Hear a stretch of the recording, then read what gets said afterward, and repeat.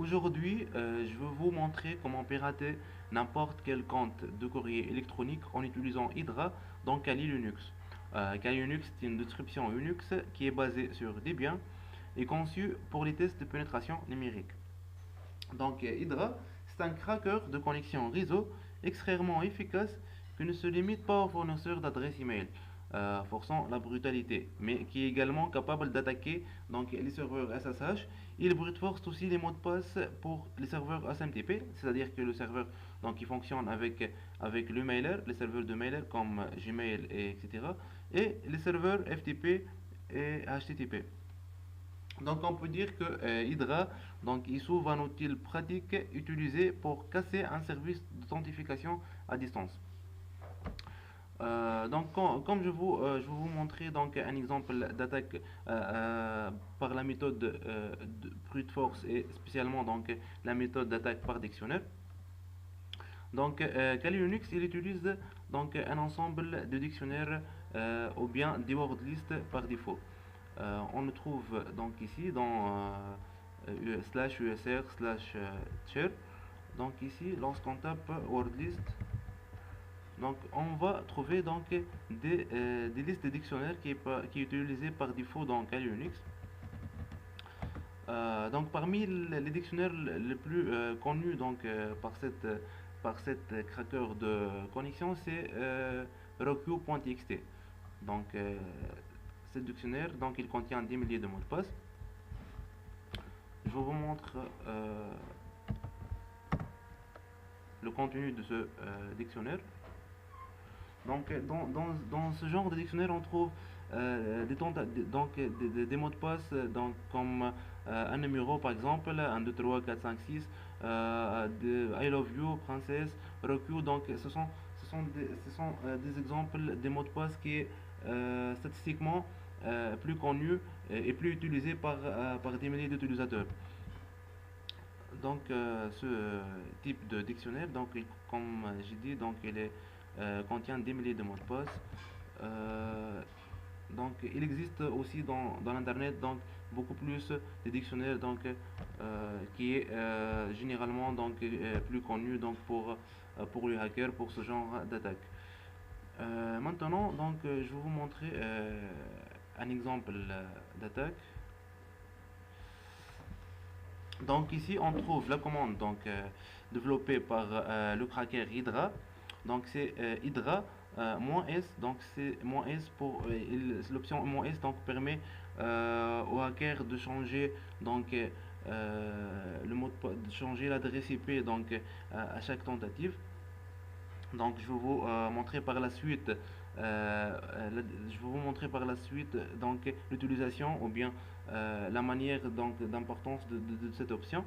Donc moins L donc pour indiquer donc le nom de la compte victime. Donc ici c'est myfirstnode@gmail.com. Donc l'option "-p" donc pour indiquer le fichier ou bien le dictionnaire donc de mots de passe que nous allons l'utiliser. Donc l'option en "-v" minuscule donc pour dire verbose et V majuscule donc il permet d'essayer donc chaque tentative de mot de passe. Ici donc -ps donc pour indiquer le numéro de port sur laquelle donc se fonctionne le protocole SMTP. Donc ici on parle de protocole SMTP donc parce que donc on peut tout simplement donc on perd le mailing donc c'est le meilleur donc protocole donc qui assure l'authentification donc pour connecter donc à un mail. Donc smtp.gmail.com donc c'est le serveur Gmail donc qui utilise c'est le fournisseur donc de courrier électronique de notre victime. Donc on essaie d'exécuter cette commande.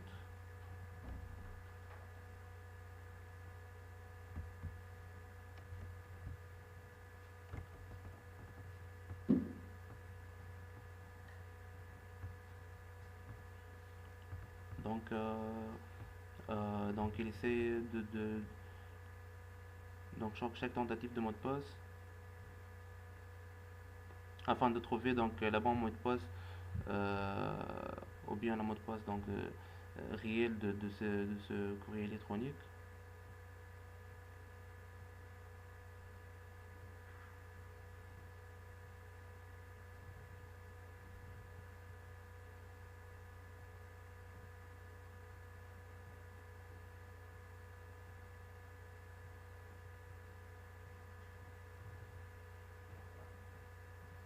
Donc cette procédure donc peut prendre un peu de temps puisque ce fichier donc il contient beaucoup de mots de passe.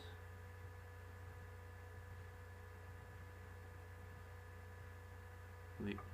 Donc enfin, donc on trouve le mot de passe donc de victime. Donc c'est le serveur donc Gmail. Ici donc la compte Gmail donc de notre victime. Ici donc on trouve ce mot de passe. Donc généralement les fournisseurs donc de courrier électronique comme Gmail et autres donc utilisent une méthode de protection contre ce genre d'attaque. Donc cette méthode il s'appelle info positive. Donc c'est la méthode la plus importante. Info positif, c'est quoi? Donc, le victime qui est donc le fournisseur de courrier électronique Gmail, donc il détecte l'adresse IP donc de hacker et par la suite il fait un attaque made in the middle.